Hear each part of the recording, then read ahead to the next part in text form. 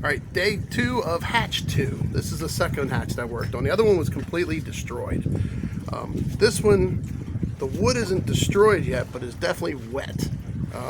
And I'll tell you, it was wet because of, I don't know if it's poor design or poor implementation. But if we look at this hatch here, if I show you where the handle goes, they cut this section out and dropped the handle in, and all this is balsa wood, and they didn't fiberglass the pocket.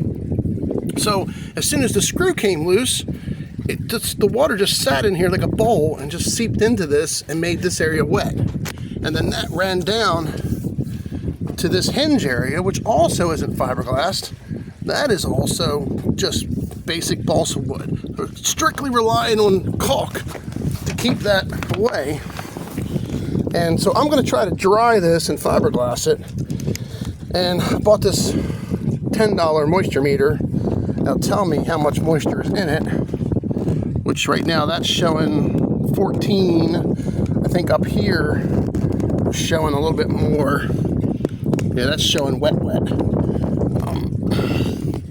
That's showing 46% up there. So I got to get those numbers down.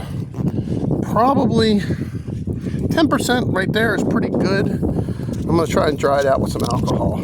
So, but this thing, if you plug it in like right here, it'll just go freak out and just say, yeah, it's like the same thing as a cup of water. That's 46%. Yep, that one just says low, which is basically the same as sticking it in water. So that's not helpful. But I'm going to try to dry this out with alcohol, and then I'll do another video and show you what I got.